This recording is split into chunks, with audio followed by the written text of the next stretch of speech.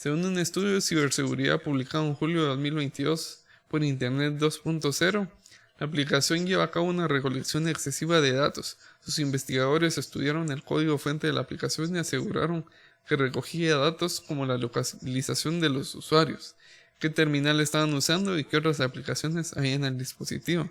Que pues bueno, esto sí es bastante intrusivo, la verdad, porque se supone que ellos tal vez tendrían que tener acceso a los contactos como máximo, puesto que es como un poco como WhatsApp, porque de acuerdo al número que tiene uno vinculado o al perfil, pues ya le aparece si uno lo quiere seguir.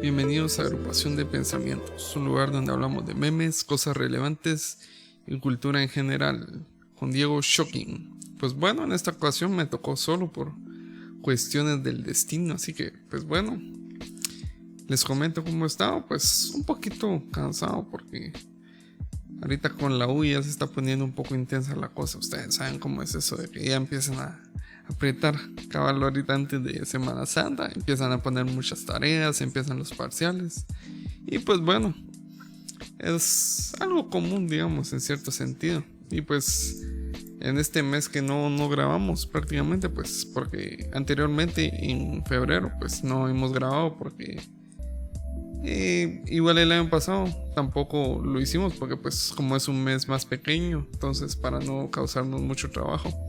Y pues creo que también la falta de los compañeros pues se debe a que como ahorita ya estamos en proceso final de instalar el set para empezar a grabar en video, así que espero que nos sigan en redes como YouTube y pues también en Facebook. Vamos a tratar de subir los episodios, así que pues como es inicio de mes siempre tratamos de hacer temas variados y pues uno de los que más importancia ha tomado en estos días pues es el tren de Ohio. Han pasado casi 3 semanas desde que un tren que transportaba materiales peligrosos se descarriló en East Palestine, Ohio, provocando un incendio que duró todo un día. El accidente arrojó gases tóxicos al aire, contaminó el suelo y obligó a los habitantes a abandonar sus residencias.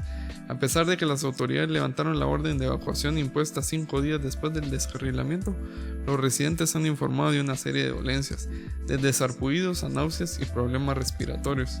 Pues según se dice, este tren transportaba materiales que pues eran muy peligrosos, por ejemplo el cloruro de vinilo, que es un precursor de varios venenos, por decirlo así, o armas químicas que se usaron en la guerra de Vietnam, así que pues ustedes ya se imaginarán cómo estuvo el problema.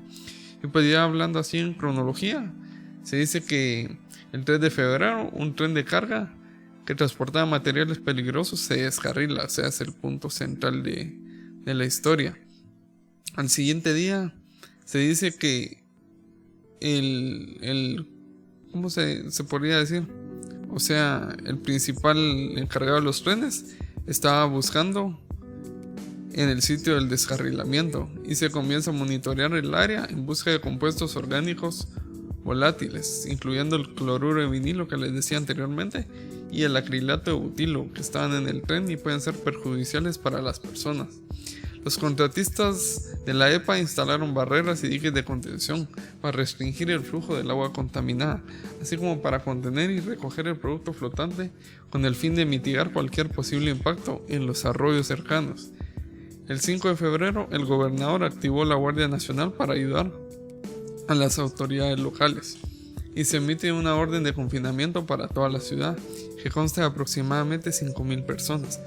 Y se emite una orden de evacuación para la zona en un radio de 1.6 kilómetros del accidente cerca del tren de James Street. Así que las lecturas de control del aire empezaron a hacerse más frecuentes y hasta el momento no detectaban ninguna contaminación preocupante. Se siguen llevando a cabo las vigilancias y después de un recorrido de 1.6 kilómetros por las vías fuera del foco del accidente identifican el punto de descarrilamiento. El informe preliminar se espera que está en un plazo de 4 a 8 semanas y las bombas de aireación comienzan a funcionar tratando de ayudar a disipar la contaminación, o más bien dicho, tratando de inyectar oxígeno en el área. El 6 de febrero se inicia una quema controlada de los vagones que contienen el cloruro de vinilo, porque la EPA ya empezó a detectar partículas procedentes del incendio.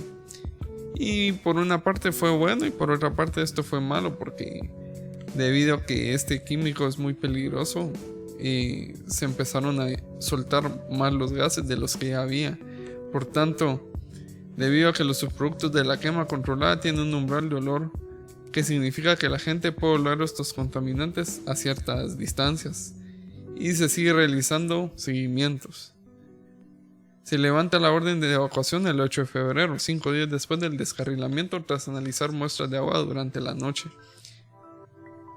Es un producto aceitoso que sale de un vagón cisterna y se acumula en el suelo, dicen las personas que estaban cerca del lugar.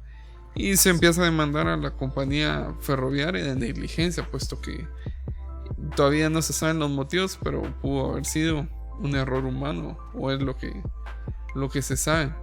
Y las escuelas permanecieron o permanecerán cerradas hasta nuevo aviso. Y en media hora las personas que estaban cerca del lugar ya empezaron a desarrollar una erupción cutánea y náuseas. Uno de los problemas del cloruro de vinilo es que es un producto cancerígeno, así que es bastante difícil que a la larga pues no deje algún problema. Incluso, como se mencionaba, en media hora de exposición ya empieza a dar muchos problemas a la salud. Y alrededor de 3.500 peces de 2 especies diferentes han muerto en los cursos del agua de Ohio. Realmente sí es una gran contaminación la que ocurrió por medio de este tren, así que es bastante complicado que se pueda hacer algo a corto plazo. Entonces ahorita únicamente queda esperar de que se empiece a disipar bastante, y pues esperemos que no pase a mayores. Y hablando de problemas, justamente en estos días ya se empezó a hablar acerca de lo que se sabía sobre la teoría de la fuga del laboratorio del virus del COVID-19. Una evaluación actualizada de los servicios de inteligencia de Estados Unidos sobre los orígenes del COVID-19 reabrió el debate de largo tiempo y sin resolver sobre cómo se originó el virus, y alimentará a una nueva comisión creada por los republicanos de la Cámara de Representantes de Estados Unidos. Mientras los científicos siguen creyendo predominantemente que el virus se produjo de forma natural en animales y se propagó a los humanos en un brote en un mercado de Wuhan, la Oficina de Inteligencia del Departamento de Estados Unidos es ahora la segunda entidad de inteligencia del gobierno, junto al FBI, que respalda la teoría de la fuga del laboratorio.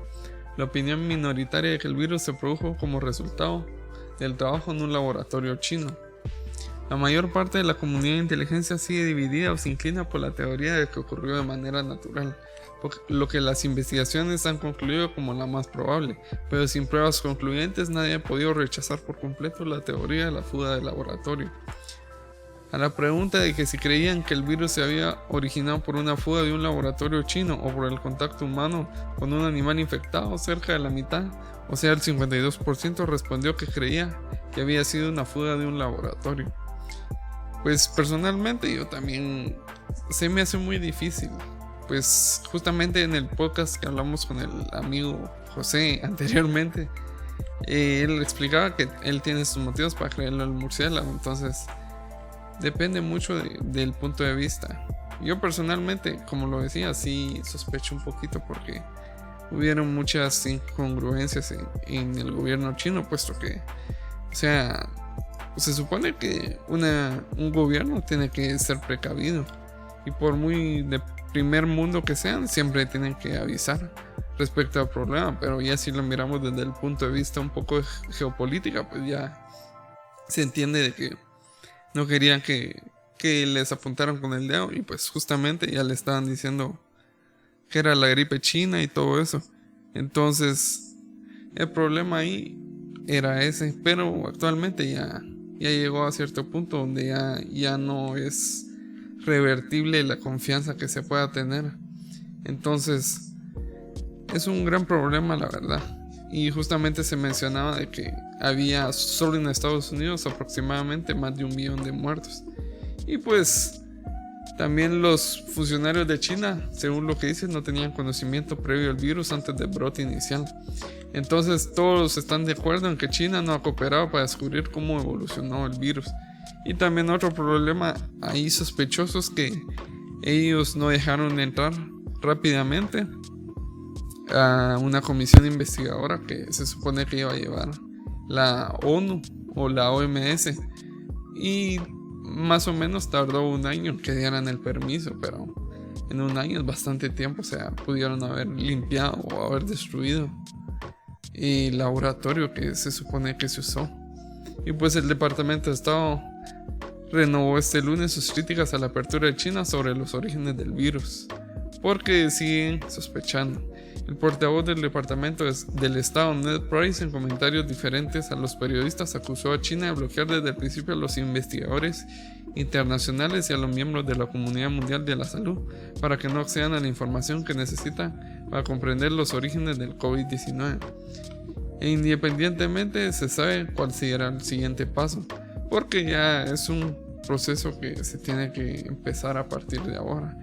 Y durante la administración de Trump hubieron bastantes misiones que trataban de hacer un informe, y eso fue lo complicado en este caso. Pero relacionado a esto, Hong Kong puso fin al uso obligatorio de las mascarillas después de 959 días. El mandato de la ciudad de Hong Kong exigía utilizar mascarillas en los espacios públicos y se regulaba mediante multas que podían superar los $1,000. Justo de eso hablaba con unos amigos, que acá, al menos en Guatemala, pues siempre estuvo esto de que teníamos que estar usando mascarillas y eso, pero realmente es muy difícil que lo cumplieran, porque acá la verdad es que la gente no cree mucho en eso. Y pues, o sea, tal vez sí cree, pero no como debería, puesto que dicen que es una gripe, que es un poco fuerte y así. Y pues, como comentábamos anteriormente también, de que muchas personas oían de que al momento de ponerle la inyección a alguien, decían que eso más bien lo contagiaba a uno porque le daba ciertos síntomas, que pues obviamente es la inoculación que se hace el virus desde una forma pequeña. Entonces es difícil, es bastante difícil.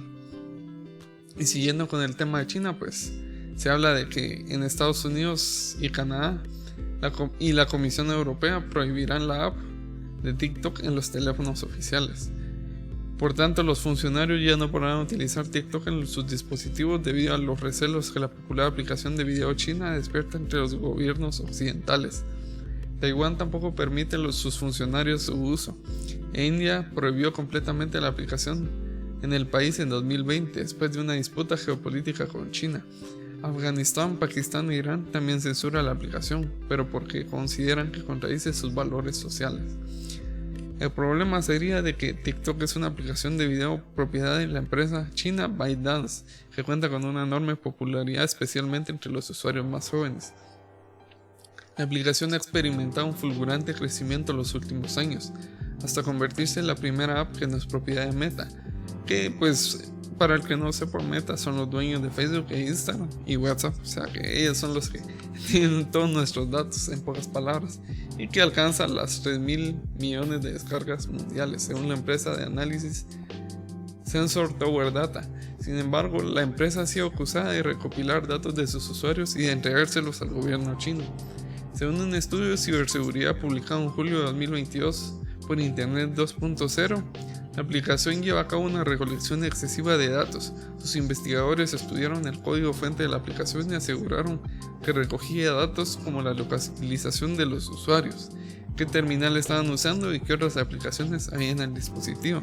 Que pues bueno, esto sí es bastante intrusivo, la verdad, porque se supone que ellos tal vez tendrían que tener acceso a los contactos como máximo, puesto que es como un poco como WhatsApp, porque de acuerdo al número que tiene uno vinculado o al perfil, pues ya le aparece si uno lo quiere seguir, o incluso los videos que nosotros subamos se los recomienda. Yo personalmente no he sido usuario de TikTok, o sea, como tal. Hasta hace poco me molestaban mis amigos porque en mi emprendimiento pues empecé a subir algunos videos así promocionales o publicitarios, pero Sí, lo tengo instalado solamente en otro teléfono y pues ahí no tengo mis datos personales, entonces realmente es bastante complicado hablar de los temas de datos porque sí, quiere que no, Facebook ya los tiene, incluso pues ya se está hablando del escándalo de Cambridge Analytica hace unos años, que pues estaban vendiendo los datos y eso pues no es nada raro porque eso siempre se sabe que los datos los recolectan. Prosiguiendo con lo de los gobiernos, pues Canadá ha prohibido su uso a empleados desde este martes, ya que asegura que la aplicación presenta un nivel inaceptable de riesgo para la privacidad y la seguridad. Y se está investigando qué hace TikTok con los datos de los usuarios, en especial si la compañía obtiene un consentimiento válido y significativo cuando recopila información personal. En un dispositivo móvil, los métodos de recolección de datos de TikTok proporcionan un acceso considerable a los contenidos del teléfono, dicen ellos. Aunque los riesgos de utilizar la aplicación están claros, pero en cierta forma los gobiernos no tienen nada asegurado. O sea, aparte son las empresas de ciberseguridad que lo han dicho. Y en Bruselas, Bélgica, se asegura que la Comisión Europea tiene como objetivo proteger a la Comisión contra las amenazas de ciberseguridad y acciones que puedan ser explotadas para ciberataques contra el entorno corporativo de la misma. La prohibición en la Unión Europea, que se hará efectiva el próximo 15 de marzo, también afecta a los teléfonos o dispositivos personales que tengan instaladas aplicaciones oficiales, como el email de la Comisión o programas de mensajería como Skype for Business. A finales de año, el gobierno federal de Estados Unidos prohibió a sus funcionarios usar TikTok y ahora ha dado al resto de agencias gubernamentales 30 días para que eliminen la aplicación de sus sistemas. Incluso varias universidades americanas han hecho lo mismo. En 2020, la administración del entonces presidente Donald Trump intentó prohibir la aplicación en todo el país. Sin embargo, debido a los numerosos desafíos legales, el debate se apagó y fracasó en 2021, cuando el actual presidente Joe Biden anuló la propuesta de Trump. Y pues TikTok obviamente pues ya sabían que se tiene que defender, y ellos insisten en que no operan de forma distinta a otras redes sociales. Y aunque a menudo se está citando el ensayo o el estudio que les comentaba anteriormente, se llevó a cabo un test parecido que concluyó que en comparación con otras plataformas de redes sociales, TikTok recoge el mismo tipo de datos para rastrear el comportamiento de usuarios. Y pues ustedes, aparte de preguntarse para qué lo usan, aparte de vender los datos, pues también está el algoritmo, que es el algoritmo de TikTok, que es uno de los más hablados entre los programadores y pues entre todas las personas, porque la verdad es que sí me asombró ahorita que lo estoy usando, como les mencionaba en el TikTok de mi negocio, porque justamente lo que yo empecé a subir y ya me empezó a aparecer muchas cosas relacionadas, y justamente la otra vez estaba hablando con un amigo sobre una temática y pues como con Google me empezaron a aparecer videos relacionados a eso. Y la compañía asegura que el gobierno chino no tiene acceso a los datos de los usuarios, que la versión china de la aplicación es distinta a la que se usa en el resto del mundo. Sin embargo, el pasado diciembre, ByteDance admitió que varios de sus trabajadores en Pekín habían accedido a los datos de al menos 2 periodistas estadounidenses y un pequeño número de otras personas para rastrear sus localizaciones y comprobar si se estaban reuniendo con empleados de TikTok de los que sospechaban que estaban filtrando información sobre la compañía a los medios. Según la empresa, estos trabajadores fueron despedidos en diciembre. TikTok también se encuentra en conversaciones con el gobierno estadounidense para almacenar todos los datos de sus usuarios en Estados Unidos en lugar de en China. Además, se asegura que del verano pasado todos los datos de Estados Unidos se han dirigido a través de servidores con sede en el país americano.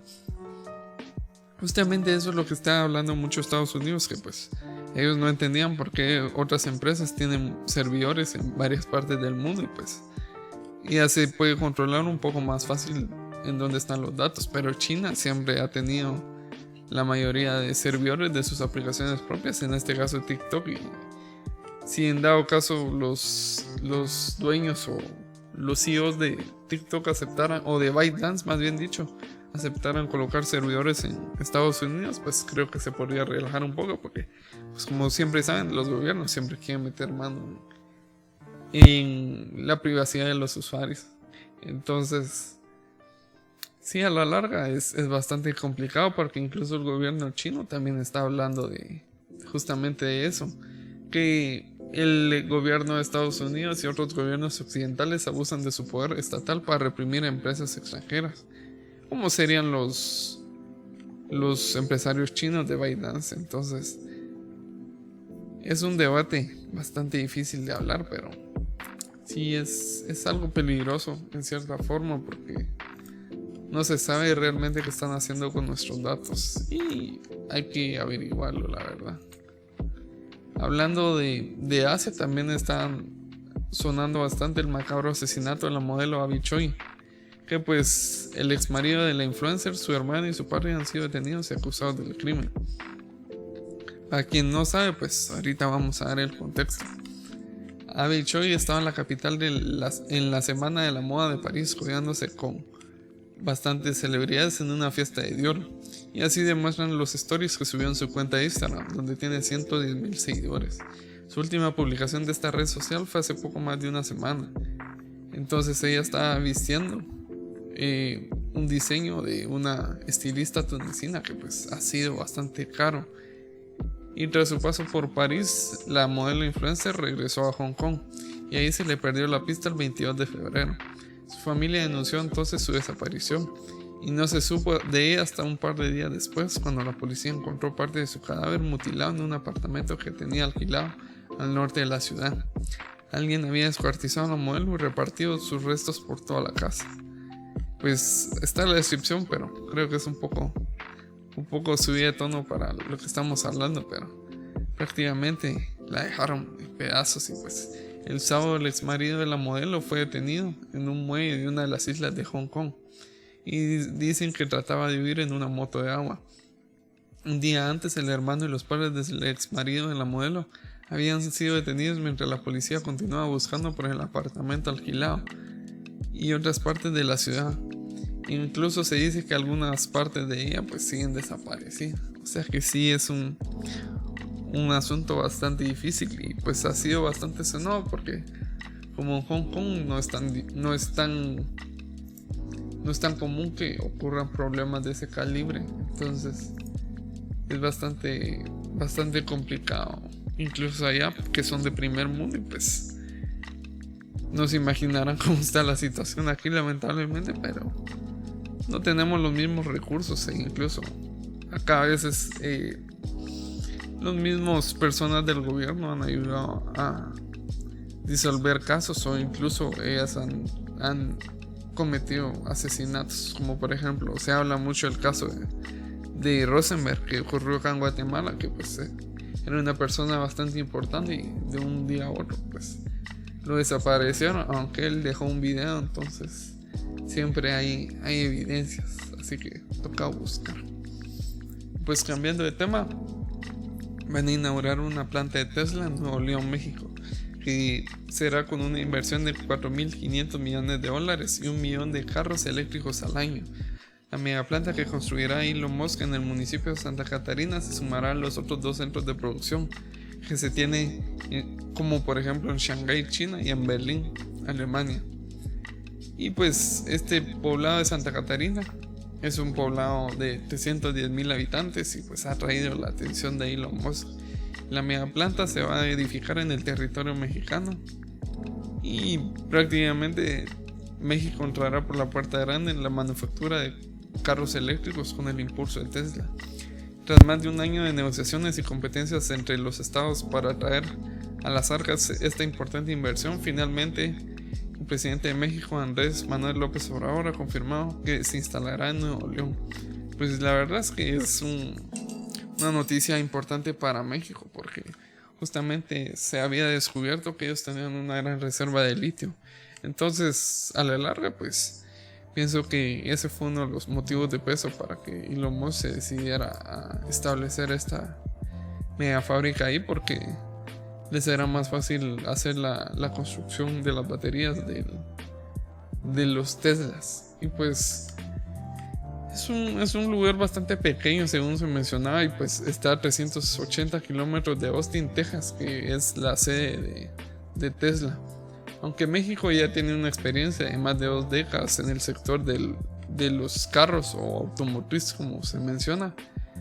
Es un lugar donde se producen Audi y BMW, que es una línea de producción que es un poco más grande en cierto sentido.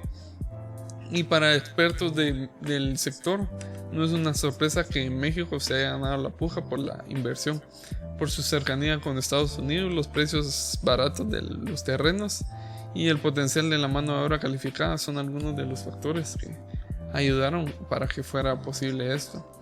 Incluso Nuevo León tiene 2 fabricantes de carros en su territorio, que son Hyundai y Kia Motors, que generan cerca de 3.500 empleos directos. Entonces es bastante importante para el pueblo mexicano que puedan pasar cosas de este estilo. Incluso acá en Guatemala pues sería bueno también que lo hicieran, porque acá hasta el momento, según tengo entendido, no hay ensamblaje de carros.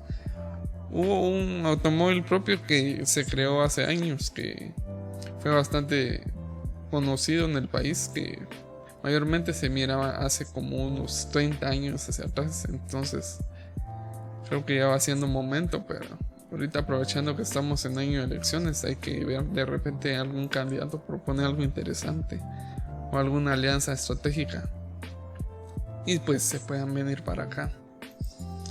Entonces hay que esperar lo mejor para el país. Y hablando de país, pues se habla mucho de que el gobierno israelí impulsa las penas de muerte para terroristas palestinos. Esta medida incluye los acuerdos de coalición del actual gobierno con el partido ultraderechista Poder Judío, castigaría ataques mortales con el objetivo de dañar al Estado de Israel. Pues mucho se habla también de Israel acá en Guatemala, puesto que, para el que no sabe, Guatemala fue decisiva para que Israel pudiera ser destinado, o más bien dicho, nombrado oficialmente como un país.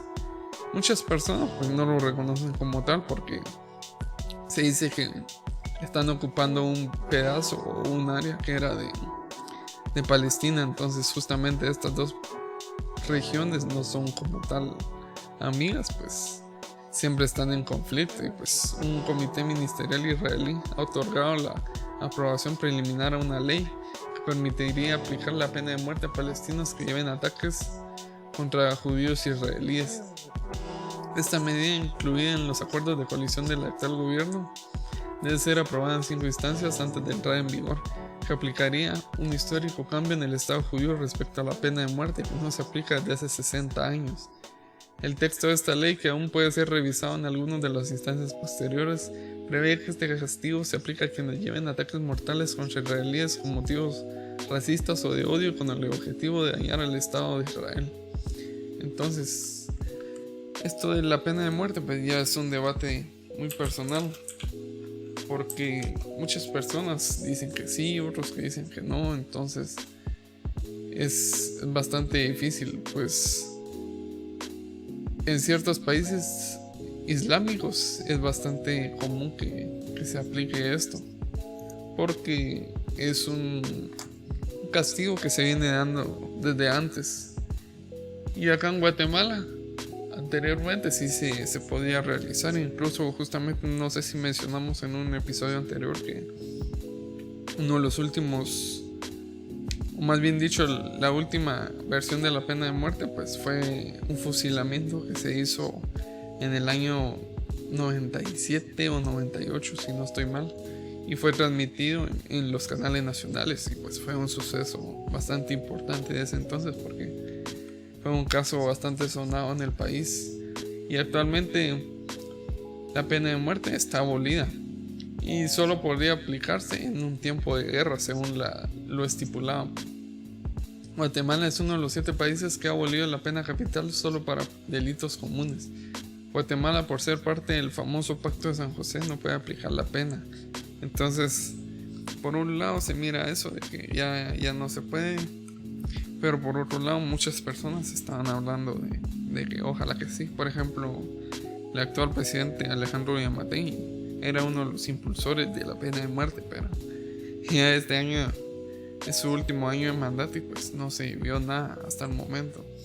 Pero por una parte es un arma de doble filo, porque si lo miran por el lado positivo, quiera que no, las personas que están cometiendo muchos delitos o asesinatos o problemas mayores, ya se lo pueden pensar 2 veces, porque la pena de muerte es bastante más difícil de digerir, digamos, porque obviamente cuando uno es declarado a muerte, pues ya sabe que hasta ahí llegó, en pocas palabras.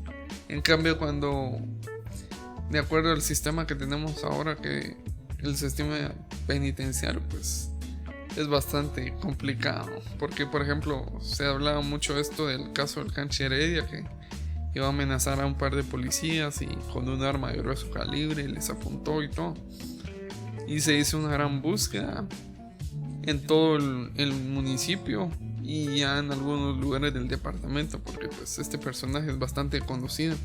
Entonces lo siguieron buscando y al final apareció, y él dijo que se arrepentía, hasta se hincó enfrente de los policías, y justamente creo que 2 días después ya estaba suelto, cuando debería de haber recibido un castigo más ejemplar, ¿verdad? Porque no es correcto que uno esté amenazando a policías, incluso ellos pues no, según lo que se sabe, no estaban haciendo nada. Y ya con eso pues ya es un poco más complicado que lo haga, incluso con esto de las maras, que al menos personalmente acá en esta área donde vivimos nosotros, pues no es tan, o al menos en el área en el que yo vivo, no es tan visto, puesto que es un lugar tranquilo y pues es un pueblo pequeño, entonces tenemos esa dicha. Pero así como en la capital, pues sí es bastante difícil que pueda ocurrir, o más bien dicho, puedan estar en nuestra situación, porque por ejemplo se habla tanto de los pagos diarios que se les exige a los negocios, que esa es otra cosa que por ejemplo acá pues no tenemos esa dicha también de que no nos molestan, porque allá sí les piden la cuota semanal o mensual, y pues si no pagan ya lo empiezan a amenazar de muerte, y pues si uno incurre, pues definitivamente ya lo dan de baja en la vida.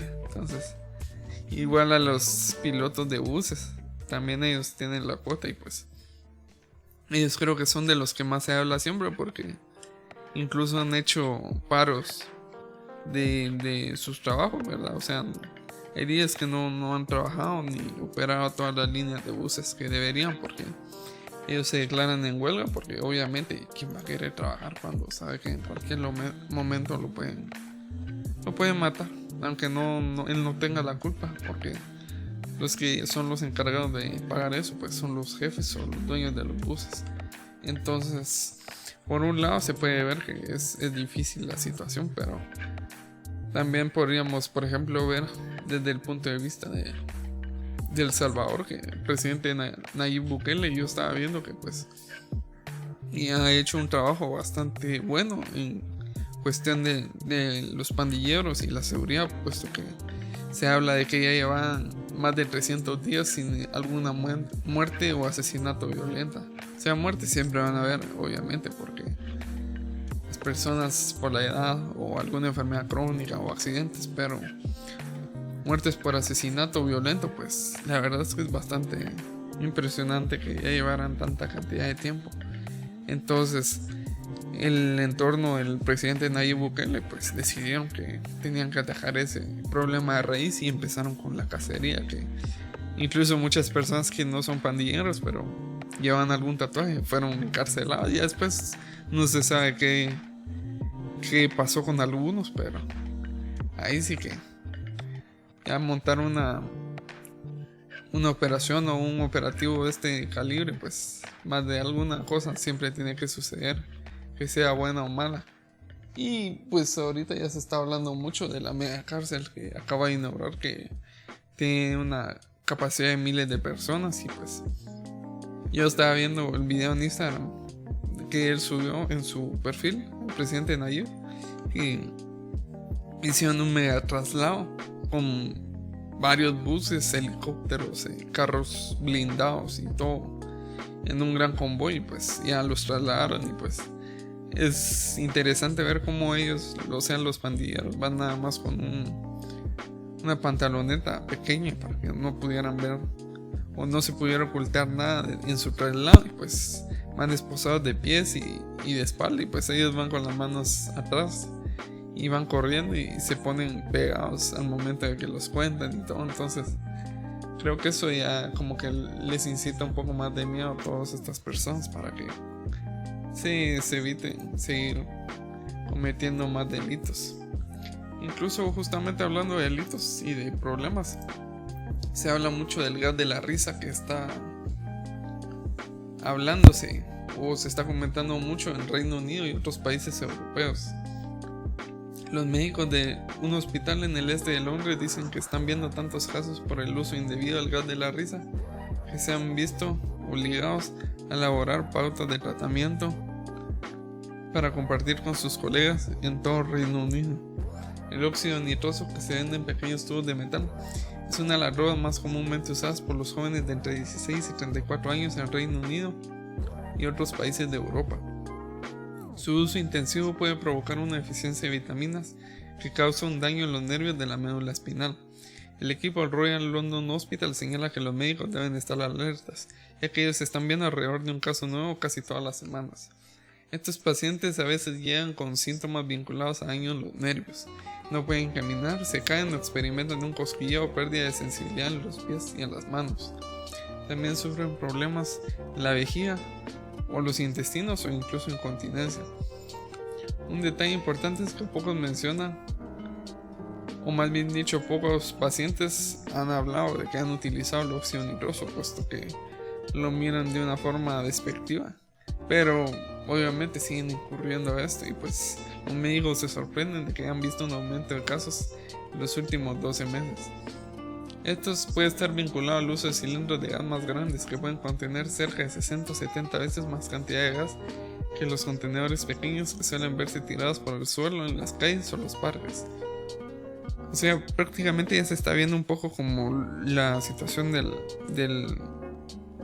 algunas drogas duras, como les dicen ellos, que son la heroína, que anteriormente se miraban en los años 80s en su auge, incluso en los 70s un poco y en los 90s, que pues se habla mucho de que esta droga se llevó a varios músicos, como por ejemplo Amy Winehouse, decían que era consumidora, también Kurt Cobain y Sid Vicious, que pues, eso fue, más bien dicho, uno de los bajistas de Sex Pistols, que creo que es una de las personas más conocidas que pudieron fallecer por esta droga. Y prosiguiendo con el gas de la risa o óxido nitroso, se dice que puede dañar el sistema nervioso al interferir con el metabolismo de la vitamina B12. Esto provoca un daño a la capa protectora que recubre los nervios, como las que se encuentran en la parte posterior de la columna. Si se corrige rápidamente la deficiencia de vitamina B12 con inyecciones de vitamina, se puede evitar el daño permanente. Y pues obviamente en ese caso ya están jugando con su vida.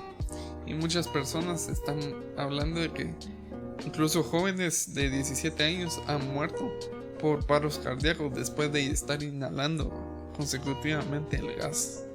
Entonces, la verdad es que al menos acá en Guatemala yo no he sabido o no he visto nada acerca de eso. Así que por una parte es bueno que no se sepan de esas noticias. Y ya vamos cerrando este episodio. Justamente en estos días estaba hablando mucho de una estela de luz o un objeto volador que decían muchas personas que pues en realidad se dice que fue la estela de un Falcon 9 que lanzó SpaceX y fue visto en este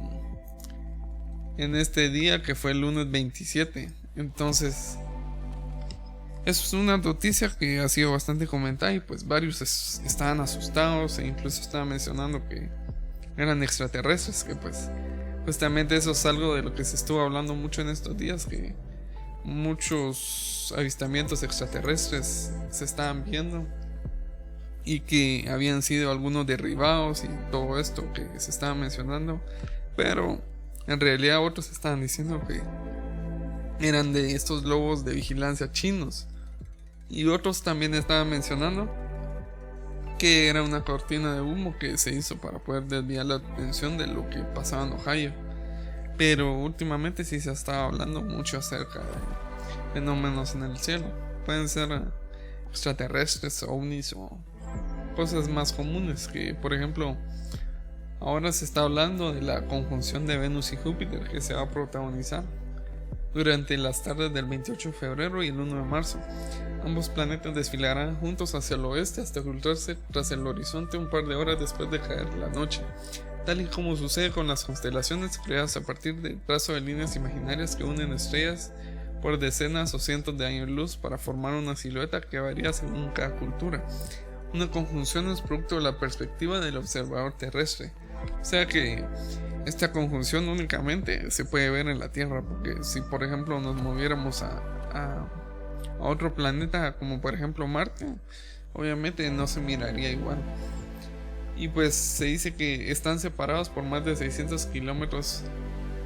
Júpiter y Venus mantienen sus respectivas órbitas alrededor del Sol. Sin embargo, cada 13 meses parecen aproximarse entre sí en la bóveda terrestre. La conjunción entre Júpiter y Venus de 2023 será especialmente visible para los observadores desde el hemisferio norte, donde aparecerán más alto al caer en la noche y por tanto se ocultarán tras el horizonte más tarde. Venus, que es el planeta más caliente del sistema solar, es un mundo rocoso e inhóspito con una atmósfera amarillenta, compuesta mayormente por dióxido de carbono. Va a brillar con más intensidad que Júpiter, que es un gigante gaseoso de nuestro vecindario cósmico, que alberga tormentas y vórtices tan grandes como la Tierra. Pues justamente de Júpiter se habla mucho porque es el protector, se podría decir, de la Tierra, porque tiene demasiada gravedad y pues es varias veces más grande que nuestro pequeño punto azul en donde vivimos. Entonces ahí es una defensa bastante importante para la Tierra, porque ha desviado muchos meteoritos, incluso se habla también de que ha podido llamar o atraer ciertas cosas que también nos podrían haber perjudicado en algún momento, porque debido a la gran gravedad que genera, algunos objetos los arrastra hacia él mismo. Entonces chocan con la superficie o más bien dicho los atrae con tanta intensidad que provoca una colisión. Y pues algunos que están un poco más lejos pues ya no llegan a caer o a ser totalmente atraídos por el planeta y pues nada más como que le da un empujón. Entonces por una parte es bueno y por otra parte es malo, pero mayormente yo pensaría que es una situación buena, porque hay algunas cosas que sí han sido desviadas que son bastante difíciles que pudiéramos sobrevivir, incluso pues con el programa DART que actualmente se está desarrollando no tenemos nada asegurado. Entonces, prosiguiendo con lo de la conjunción, como decía anteriormente, se va a ver mayormente al anochecer del 1 de marzo, y tan pronto como los últimos rayos del sol lo permitan, el duro planeta brillará inconfundiblemente en el oeste. El efecto será más evidente conforme caiga la noche y se prolongará durante un par de horas antes de que los astros se oculten tras el horizonte. Entonces, una recomendación sería encontrar un sitio libre de contaminación lumínica lejos de las grandes ciudades. Aunque Júpiter y Venus serán perfectamente visibles al ojo, utilizar un par de binoculares o un telescopio permitirá captar más detalles de cada uno, como los 4 satélites galileanos que acompañan al gigante gaseoso. Y pues se le dice galileanos porque fue Galileo Galilei el que los descubrió. Y también se pueden ver las fases de Venus similares a las lunares para el observador terrestre. Entonces es de aprovechar esto porque no se va a repetir hasta el 2025, como se menciona en muchas páginas de astronomía. Entonces hay que aprovechar esta oportunidad de ver esto. Y bueno, espero que les haya gustado este episodio. Y fue un poquito complicado para mí grabarlo porque es el primero que hago solo. Entonces en otra ocasión tal vez se repetirá y pues lo seguimos o lo sigo esperando acá en la agrupación de pensamientos, un lugar donde hablamos de memes, cosas relevantes y cultura general. Si llegaron hasta aquí, gracias y nos vemos. Chao.